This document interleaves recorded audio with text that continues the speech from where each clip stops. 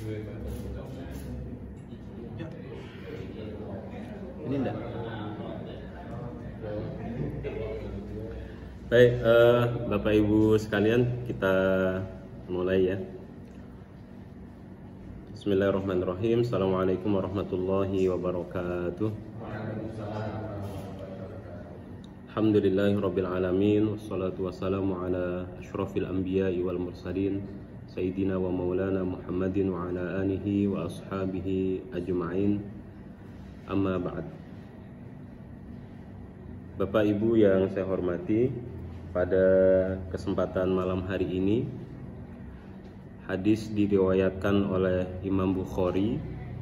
Karena diriwayatkan oleh Imam Bukhari, maka hadis ini adalah hadis sahih dan jelas runutannya memang betul dari baginda Nabi Muhammad SAW.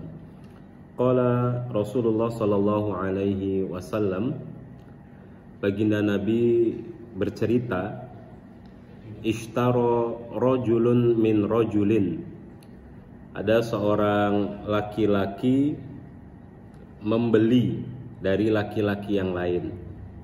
Yang dibeli apa?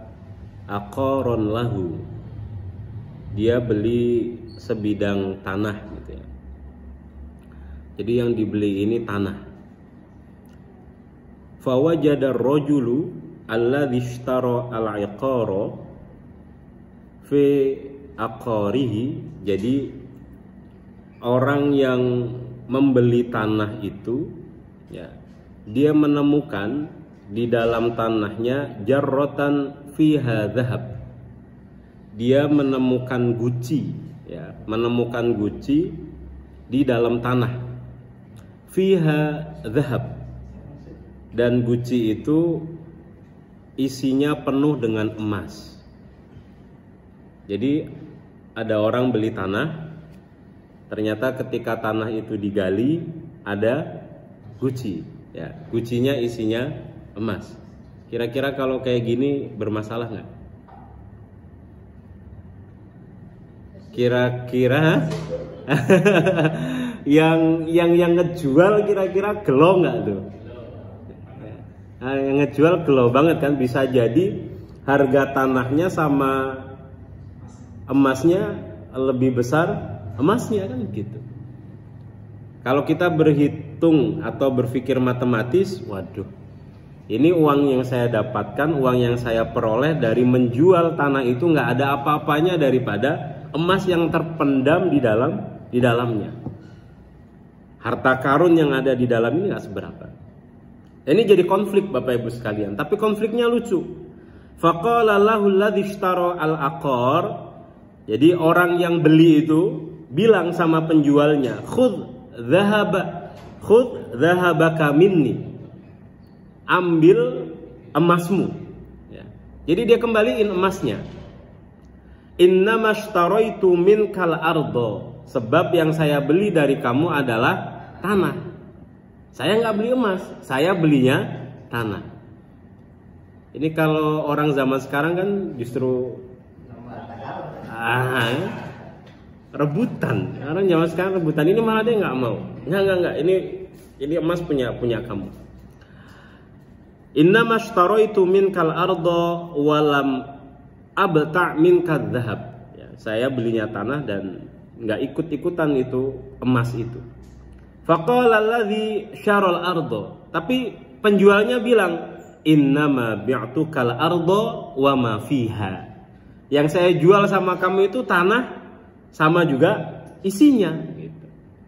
Jadi pembelinya nggak mau ngambil emasnya, kata penjualnya, enggak, ini punya kamu karena itu hak kamu. Apa yang ada di dalamnya, mau ada itu batu, mau ada itu dalamnya air, mau ada dalamnya apapun itu sampai emas, ya berarti punya kamu.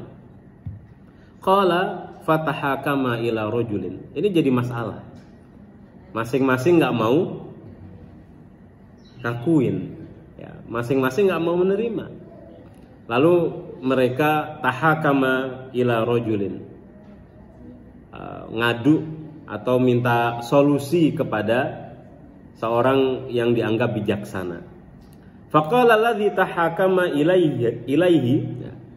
Orang bijaksana itu mengatakan, bertanya, alakum walad, kalian berdua punya anak enggak?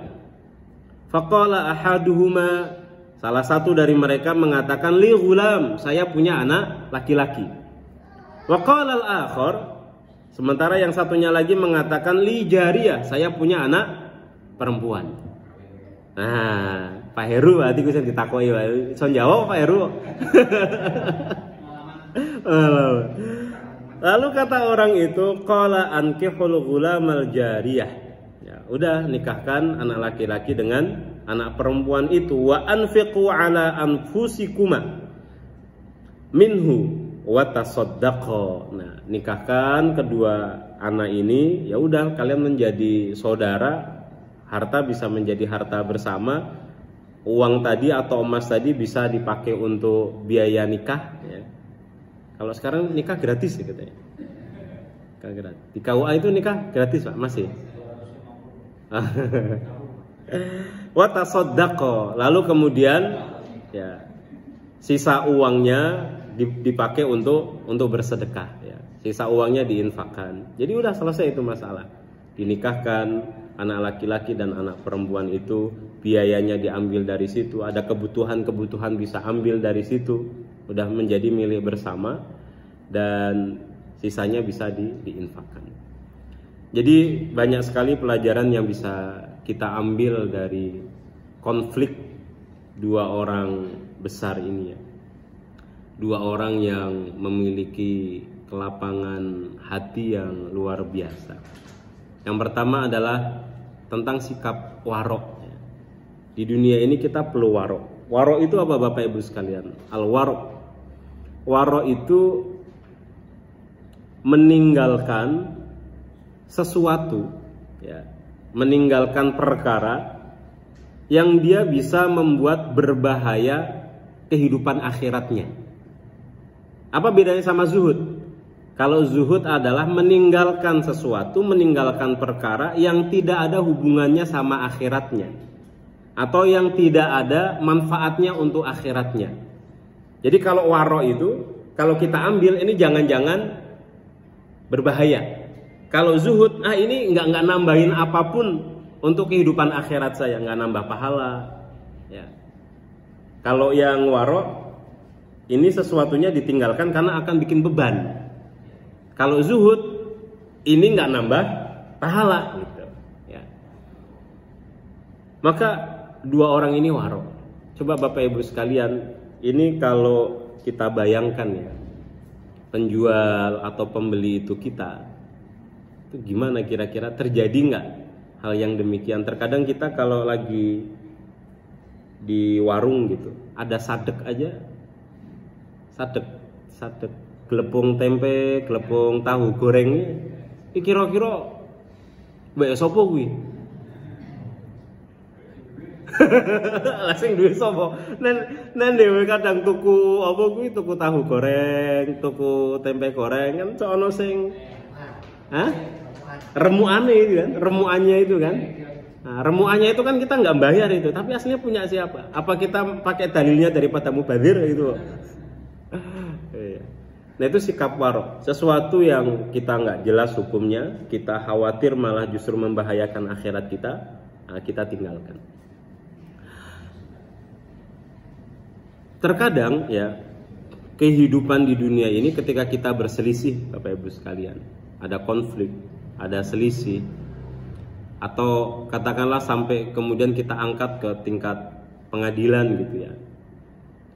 Nah pengadilan itu kan menghukuminya atas dasar bukti-bukti, dan bukti itu kan bisa dimanipulasi kan begitu. Mungkin aja orang yang benar tidak mendapatkan haknya, tapi orang yang salah justru dia yang dapat. Makanya kata Kanjeng Nabi, kalau ada dua orang minta pendapat sama saya atau minta hukum sama saya, dan salah satunya pintar ngomong gitu ya, pintar memberikan bukti, padahal dia yang salah, tapi saya kasih kepada dia, maka jangan diambil. Bisa dipahami nggak ya? Ini kan Padahal itu Kanjeng Nabi loh. Kanjeng Nabi itu kan memiliki nubuah, ya kan? Nubuah. Tapi karena kata Kanjeng Nabi, saya akan menghukuminya dengan sesuatu yang zahir. Bukti yang diberikan apa? Cara dia memaparkan buktinya seperti apa. Mungkin saja karena orang ini pintar ngomong, mungkin saja karena dia bisa memberikan bukti meskipun buktinya ini dimanipulasi, dia yang saya menangkan. Padahal dia yang salah. Maka katakan yang Nabi, urusannya akhirnya urusan keimanan. Jangan diambil meskipun kamu kelihatannya benar, meskipun kamu dimenangkan oleh pengadilan, jangan diambil. Karena yang kamu ambil itu adalah potongan dari api neraka jahanam. Yang bermain adalah sisi keimanan Bapak Ibu sekalian. Jadi kita perlu warok. Sifat warok itu penting. Ada satu ungkapan dari kiai yang sangat bagus sekali. Segala sesuatu itu akan kembali kepada kita. Segala sesuatu akan kembali kepada kita.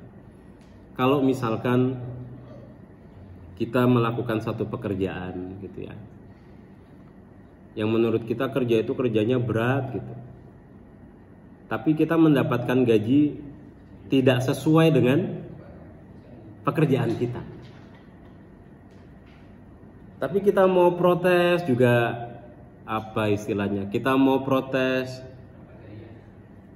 tempat usaha atau bos kita atau jeragan kita bisanya ngasihnya segitu gitu. Kata jeragane, nek Pak kerja yo monggo, ora yo ora usah, kan angel malah ya kan. Kita punya tanggungan, akhirnya mau nggak mau kita kerja. Tapi menurut perhitungan kita sebagai manusia, tenaga yang kita keluarkan itu harusnya bisa mendapatkan lebih gitu. Sementara ada orang dia kerjanya santai gitu. Kalau diukur dari cara kerja dia, uang yang diterima itu jauh lebih besar gitu. Gajinya kudune rak samono tapi tenen entoke akeh. Kayak sapa Pak Heru.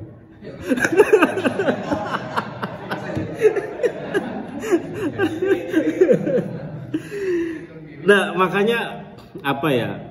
Ada sesuatu kiai ini bilang, sesuatu itu akan kembali kepada kita. Kalau kita kurang bayar, pasti Allah Subhanahu wa Ta'ala akan kasih kita gantinya. Mungkin anak-anak yang sehat, baju sing ora gampang bodol, ora gampang soek, sarung 5 tahun dinggo ya si api, kayaknya gitu. Tapi sementara yang satu itu karena kelebihan bayar, Allah Subhanahu wa Ta'ala mungkin aja akan ambil itu gitu. Kesehatannya akhirnya tidak prima, uang keluar jadinya kan. Ada satu masalah, saya melaku teman-teman kesandung terus sarunge soek, PHS maneng kan, ganti maneng, kecubung soek maneng.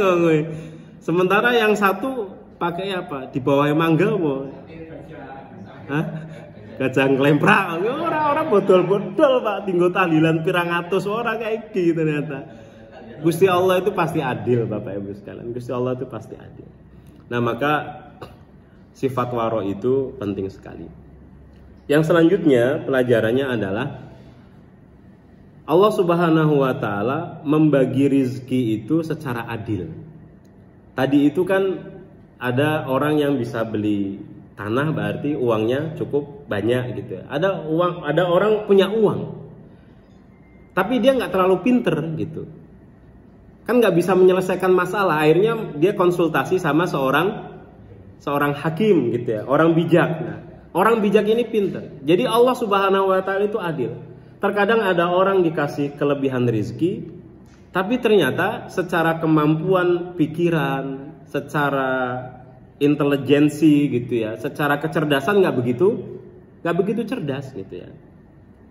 Ada orang yang dikasih kecerdasan, dia tapi nggak berlimpah uang. Ada orang yang dikasih kelimpahan uang tapi nggak dikasih kesehatan, bisa jadi uangnya banyak tapi dia nggak dikasih rezeki sehat sama Allah Subhanahu wa Ta'ala. Ada orang uangnya banyak gitu tapi bermasalah terus gitu. Jadi Bapak Ibu sekalian, Allah itu pasti ada. Ada orang yang dikasih kesehatan tapi dia nggak cerdas gitu. Para atlet itu kan sehat gitu ya, sehat, tapi kan pasti ada orang yang lebih cerdas daripada atlet-atlet itu. Makanya mereka butuh coach gitu ya. Sekelas Maradona aja Bapak Ibu sekalian, itu dia butuh coach, butuh pelatih gitu. Nggak bisa dia main sendiri, nggak ada pelatihnya, nggak bisa. Ada orang dia kaya tapi kesehatannya terganggu, banyak gitu, banyak. Tidur dia nggak nyaman gitu ya, malah dia nyaman tidurnya di lantai, karena ketika tidur di kasur yang empuk ternyata dia nggak bisa tidur. Allah kasih sakit yang begitu bisa aja gitu. Maka Allah pasti membagi rizki itu secara adil, dan jarang sekali Bapak Ibu sekalian orang itu bisa sukses di semua lini hidupnya. Orang sehat, dia cerdas, lalu dia kaya, dia nggak ada masalah, itu susah sekali. Jarang sekali orang mendapatkan itu. Karenanya Bapak Ibu nggak perlu khawatir. Bapak Ibu nggak perlu tengok kanan kiri gitu. Kalau orang Jawa sering mengatakannya sawang sinau, pasti ada sisi lemahnya Bapak Ibu sekalian. Karenanya coba kita bayangkan ya, kalau seandainya kita jengkel sama orang yang bodoh gitu. Kalau semua orang itu pintar, itu bahaya Bapak Ibu sekalian. Sekolah kan rapayu Pak. Semua orang pintar kan sekolah nggak laku. Kalau nggak ada sekolah, Pak Dayat mau jualannya di mana? Kan Allah itu udah bagi rizki itu. Alhamdulillah paroke wong goblok kuwi ono sekolah malah kan begitu. Terus ono wong dodolan yang sekitaran sekolah kan begitu. Hah? Oh, negatif juga. Ya, kalau semua orang kemudian kaya, berat juga. Lalu siapa yang mau kerja gitu? Siapa yang mau kerja? Semua orang jadi bos semuanya. Yang mau ngerjain siapa? Kan itu berat. Makanya Allah bagi semuanya. Maka kita perlu belajar Bapak Ibu sekalian untuk mensyukuri apa yang sekarang kita punya. Kita perlu berbahagia saat sekarang juga. Nggak perlu bahagia itu nantilah ya kalau saya sudah punya rumah. Saya bisa bahagia nanti ya kalau sudah punya mobil. Saya bisa bahagia nanti kalau udah punya uang sekian gitu. Bahagia sekarang karena Allah pasti kasih potensi di saat kita sekarang ini. Mungkin potensi kita adalah kebahagiaan keluarga. Secara keuangan Allah kasih ujian di situ, maka syukuri itu. Kita mungkin sekarang dikasih rezekinya kesehatan, syukuri gitu. Dari sisi finansial mungkin kita masih belum gitu. Kita sekarang di sisi finansialnya bagus, tapi sisi kesehatannya Allah kasih ujian, syukuri. Nggak usah nanti saya bahagianya nanti aja kalau sudah begini, nanti aja sudah begini. Karena Bapak Ibu sekalian, kalau sifat paling utama dari manusia itu pada umumnya adalah bosan. Sifatnya adalah bosan. Jangan bilang misalkan saya nanti ajalah, saya mau bahagia kalau udah punya uang misalkan. Lalu kemudian Allah kasih uang sama jenengan. Kalau jenengan udah punya uang mau apa? Mau beli semuanya. Oke, jenengan bisa beli semuanya. Setelah itu apa? Kita itu nanti ada titik di mana kita itu jenuh, bosan. Ternyata aku iso tuku iki, iso mangan iki, iso ngombe iki, semuanya kita bisa. Terus mau apa? Bosan juga. Karenanya apa yang sekarang ada itu disyukuri. Apa yang sekarang ada itu disyukuri. Ada titik bosannya. Karena makanya kita sering melihat ya penyimpangan. Itu kan rata-rata adalah orang-orang yang dia sudah bosan di titik itu gitu. Udah bosan di titik itu. Maka Umar bin Khattab mengatakan al khairu kulluhu fir ridho. Kebaikan itu semuanya ada pada sifat ridho. Ada pada sifat ridho. Kalau kita nggak bisa ridho Bapak Ibu sekalian, kita pasti susah untuk bahagia. Al khair kulluhu fir ridho. Fa in istata'ta fardho, kata Umar bin Khattab gitu. Fa in istata'ta fardho. Kalau kamu bisa ridho. Wa illam yastati, wa illam tastati, kalau kamu nggak bisa, fasbir. Maka sabar. Dijelaskan sama ulama, fa in istata'ta itu apa maksudnya? Kita itu kan kadang dikasih ujian sama Allah Subhanahu wa taala. Kalau kita bisa itu kita ridho. Dengan cara apa kita bisa? Biasanya kita bisa itu dengan cara tahu hikmahnya. Kan terkadang ada ujian yang setelah kita analisa kita tahu, oh ternyata ini hikmahnya. Ketika kita tahu itu hikmahnya, baru kemudian kita bisa ridho. Tapi ada ujian sama Allah Subhanahu wa taala, hikmahnya nggak dikasih tahu. Kalau posisinya seperti itu apa? Nggak usah dicari terus. Kata Umar bin Khattab, solusinya satu, sabar. Kalau bisa mendapatkan hikmahnya fardho, kalau nggak bisa mendapatkan hikmahnya fasbir. Karena kalau kita gali terus, cari terus, ribuan pertanyaan kita tanya terus, itu malah akan ngebuat kita sakit mental, sakit pikiran, sakit fisik juga. Bapak Ibu yang saya hormati, selanjutnya hikmahnya adalah kita itu perlu mencari teman bercerita yang benar. Jangan mudah cerita ke sembarang orang. Tadi kan mereka kan ada konflik. Untung ceritanya ke orang yang betul, sehingga muncullah solusi yang benar. Nah, kalau kita itu gampang bicara, kalau kita ini gampang cerita ya, di sosial media, di WhatsApp, orang kan yang tahu semuanya. Bisa jadi kita bercerita dengan orang yang salah. Bisa jadi kita mengumumkan sesuatu di ruang yang salah. Ya. Karenanya ada salah kakek nenek gitu ya. Kakek nenek itu diwawancarai. Ditanya, apa rahasia pernikahan kamu itu bisa langgeng selama 60 tahun? Jadi 60 tahun nggak cerai gitu ya, nggak cerai. Apa penyebabnya kok bisa langgeng?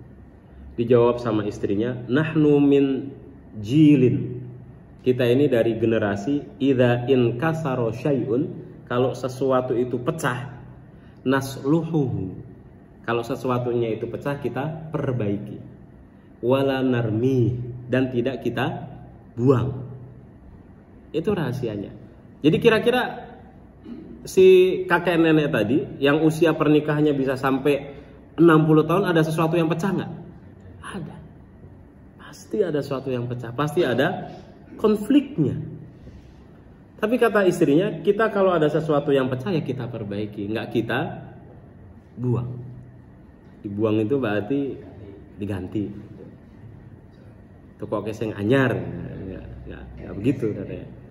Pasti semuanya ada inkisarnya, pasti semuanya ada yang pecah, itu pasti ada. Karenanya Bapak Ibu sekalian, kita perlu belajar dari Salman Al-Farisi. Salman Al-Farisi ditanya sama sahabat-sahabatnya, kaifa halu ahlik? Itu kabar istrimu gimana? Kabar keluargamu gimana? Salman Al-Farisi diem aja. Ditanya lagi, kaifa halu ahlik? Gimana kabar istrimu dan anak-anakmu? Dia nggak mau jawab sampai 3 kali. Baru kemudian Salman Al-Farisi mengatakan, innallaha ja'ala as-sutura wal abwab. Kata Salman Al-Farisi, Allah Subhanahu wa taala itu ngasih kita pintu sama sitar. Di rumah itu kan pasti ada pintunya, sitar itu ada temboknya. Supaya apa? Supaya nggak kelihatan. Salman Al-Farisi nggak mau sembarang cerita tentang keadaan rumah tangganya. Karena Allah udah kasih pintu kok. Supaya kalau ada piring pecah, ada gelas pecah, ada kemudian apa gitu, orang-orang nggak dengar gitu, orang-orang nggak ngeliat. Itu harus ditutup. Jangan sembarang cerita sembarangan. Terkadang kalau kita salah nyari saran, salah cerita sama orang, itu akibatnya bisa fatal. Ada seorang badui, Bapak Ibu sekalian, tiba-tiba dia menampar seorang tokoh. Namanya adalah Ahnaf bin Qais. Ahnaf bin Qais ditampar. Kata Ahnaf bin Qais, kenapa kamu nampar saya? Ini kan orang badui. Kata si orang badui itu, saya ini disuruh sama orang-orang tadi di situ. Gitu. Saya dikasih uang, lalu saya disuruh sama orang-orang di situ, tolong kamu tampar pemuka dari satu suku namanya suku Tamim. Nah, setahu saya pemuka suku Tamim itu adalah Ahnaf bin Qais, makanya saya tampar jenengan. Kata Ahnaf bin Qais apa? Enggak. Pemuka suku Tamim itu bukan Ahnaf bin Qais, tapi adalah Harithah ibnu Qodamah. Ditunjukin orangnya. Itu yang namanya Harithah ibnu Qodamah.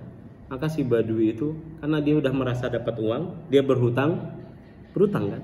Ini ada mendatangi Haritha ibnu Qodamah, ditamparnya Haritha ibnu Qodamah, ceplak gitu. Nah, Haritha ibnu Qodamah ini orangnya adalah pemarah. Dia bawa pedang Pak kemana-mana, dicabut pedangnya, dipotong tangannya. Aslinya pemuka suku Tamim siapa? Yang pertama ditampar itu aslinya dia gitu, aslinya dia. Tapi dia pakai tangan orang lain supaya motong tangan si Badui itu gitu. Nah, kita kalau asal mendengar arahan dari orang, tidak disaring, itu bisa bahaya.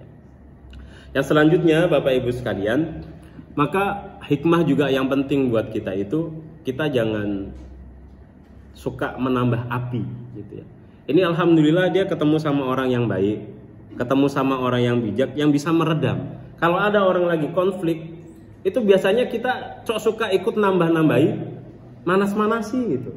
Nah, ngompor-ngompori, senangnya kayak gitu. Karena begini, kita itu pengen memastikan, sebetulnya semua kita itu ingin memastikan kita ini bahagia atau enggak. Terkadang cara kita mencari kebahagiaan adalah kalau ada orang sedang berkonflik, kita tambahi untuk memastikan bahwa oh ternyata urepuke lu seneng deh, kowe. Kerasa nggak kerasa kadang kayak gitu Bapak Ibu sekalian. Ada ibu-ibu gitu suka ngompor-ngompor karena dia pengen memastikan bahwa keadaan dirinya itu lebih baik daripada tetangganya, daripada temannya. Ada seorang alim, dia itu dekat sama pemerintah, sama sultan. Sultannya baik juga. Ini seorang alim, seorang ulama, dekat sama pemerintah. Keadaan keluarganya baik-baik aja. Kalau dia pulang gitu ya maghrib, istrinya senyum, nyiapin makanan, nyiapin minuman, ya kayak jenengan itulah gitu ya. Kalau datang kan udah disiap-siapin ya Pak ya, kayak gitu. Hah? Oh semuanya sudah cemepak semuanya. Nah tiba-tiba suatu ketika tetangganya itu datang ke rumahnya si alim tadi. Kata tetangganya begini, rumah kamu kok kayak gini ya? Rumah kamu kok nggak bagus gitu. Harusnya rumah kamu itu bisa lebih mewah daripada ini. Perkakasnya bisa diganti dengan yang lebih baru, perabot-perabotnya ganti yang lebih baru, yang lebih mahal. Kan suamimu deket sama pemerintah, deket sama penguasa, deket sama sultan. Diomongin kayak gitu Bapak Ibu sekalian, istrinya yang tadinya biasa nyambut suaminya sumringah, biasanya sudah nyiapin semuanya, karena dengar provokasi dari tetangganya, berubah nggak? Berubah. Rumah tangga yang tadinya nggak ada apa-apa, tiba-tiba terjadi konflik gara-gara ada orang yang ngasih api dan bensin di situ. Si ulama tadi pulang ke rumah, istrinya nggak mapak, nggak menemuin di depan pintu. Yang biasanya ada senyum, nggak ada senyum di situ. Yang biasanya makanan sudah ada, nggak ada. Dicari, ternyata istrinya tidur di dalam kamar. Suaminya tahu ini pasti sesuatu terjadi.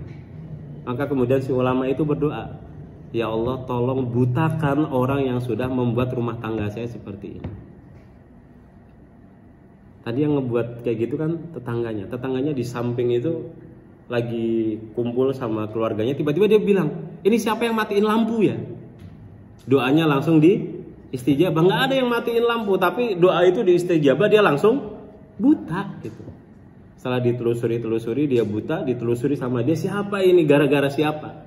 Ternyata gara-gara si alim tadi, dia datang ke rumahnya minta didoakan supaya bisa ngelihat kembali.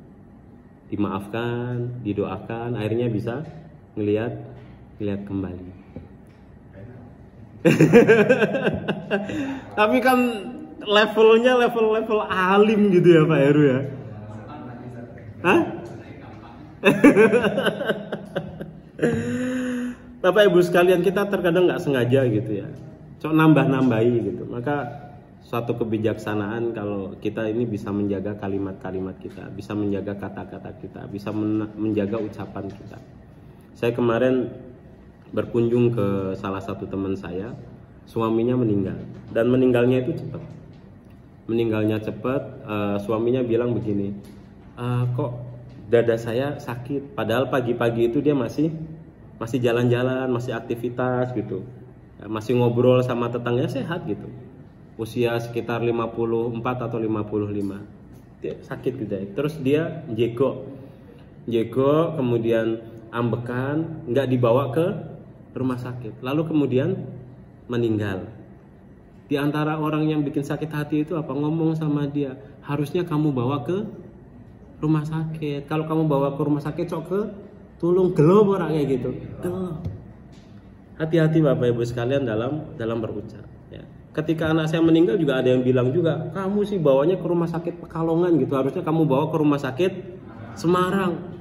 Aku pertamanya gelo Pak kan. Tapi ketika saya ngelihat oh ternyata ya takdir itu mau dibawa ke Singapura sekalian, mau kemana ya tetap aja gitu.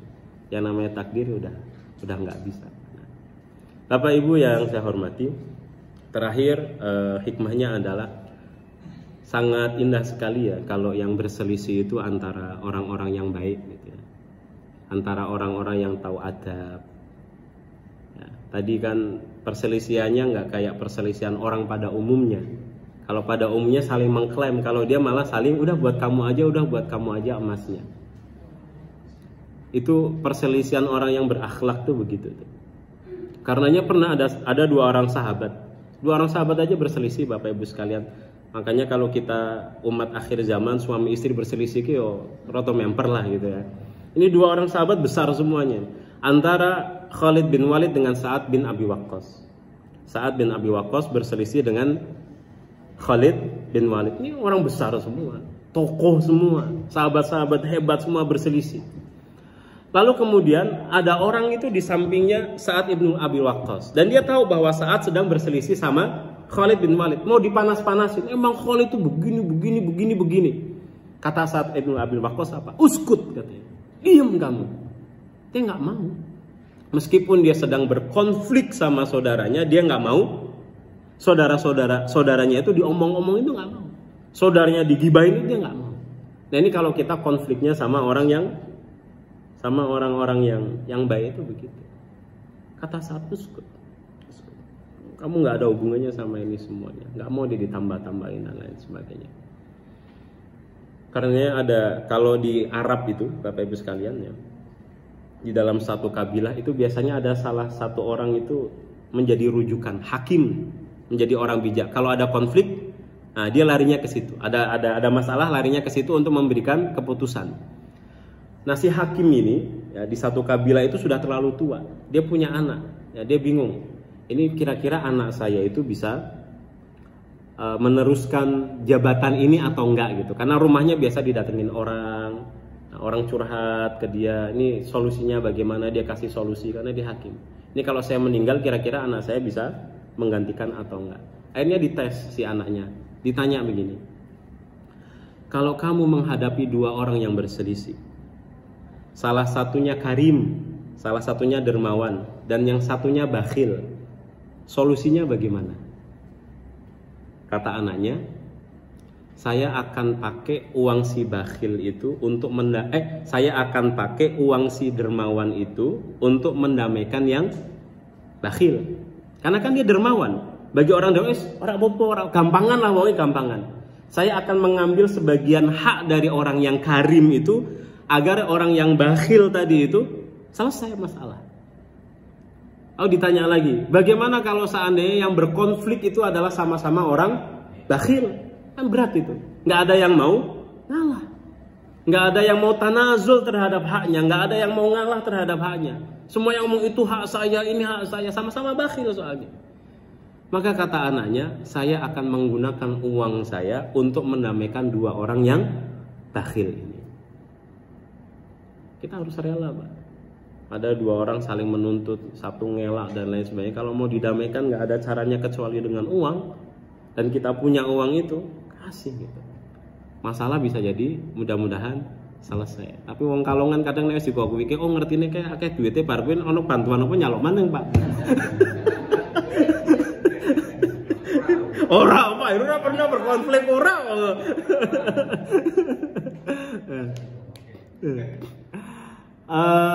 Apa namanya? Lalu ditanya lagi, apa yang terjadi Kalau seandainya yang datang kepadamu adalah dua sama orang yang berkonflik itu sama-sama karim, sama-sama dermawan.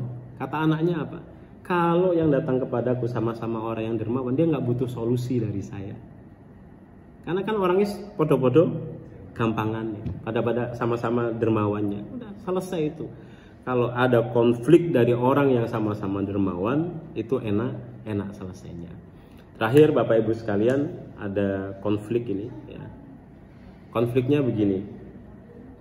Di Arab itu rumahnya kalau zaman dulu kan mirip ya. Jangan pernah ngeliat maket contoh rumah orang Arab zaman dulu nggak? Sama-sama terbuat dari tanah gitu kan. Sama-sama coklat. Warnanya kan sama gitu ya. Apalagi kalau malam kan nggak jelas ini rumah siapa. Ada seorang suami bilang sama istrinya, suami ini namanya Abu Sakor. Ya. Abu Sakor bilang sama istrinya, istriku, nanti malam saya akan kedatangan tamu. Tolong siapkan makanan yang banyak dan makanan yang enak-enak. Karena bagi orang Arab kalau bisa menjamu tamunya kan itu suatu kehormatan. Arab kono tapi yo. Kalau bisa menjamu tamunya itu kan luar biasa. Kata istrinya siap gitu. Akhirnya dia keluar. Waktu itu dia bilang kan matahari masih terang. Nah ketika mulai malam mau'id jadwal tamunya datang itu dia pulang. Ketika dia pulang ke rumah dia kaget. Ternyata nggak ada makanan. Istrinya juga nggak ada. Dia cari ternyata sedang di dalam kamar. Ini kan kewibawaan dia bakal runtuh di depan tamu-tamunya. Ibaratnya dengan pesan berkat walimahan ternyata telat Pak. Isinya raumum gue ya kan. Kira-kira ini tamu saya mau datang tapi ternyata makanan belum ada. Istri ternyata tidur di dalam kamar. Marah dia, lalu ambil pentung itu. Ambil tongkat gitu ya, diseblok ya Pak. Wah itu kemudian lari keluar rumah. Setelah keluar rumah dia baru tahu ternyata dia salah masuk rumah. Istrinya wong ternyata bojone wong. Tapi ini kejadian bener Abu Sakor itu ya.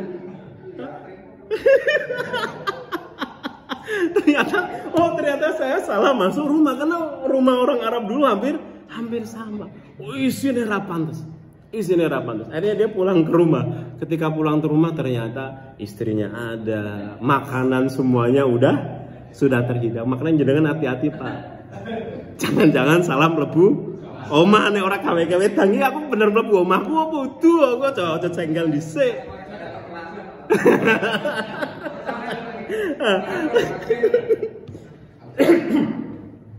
Nah ternyata ketika dia datang ke rumahnya itu makanan sudah tersedia semua.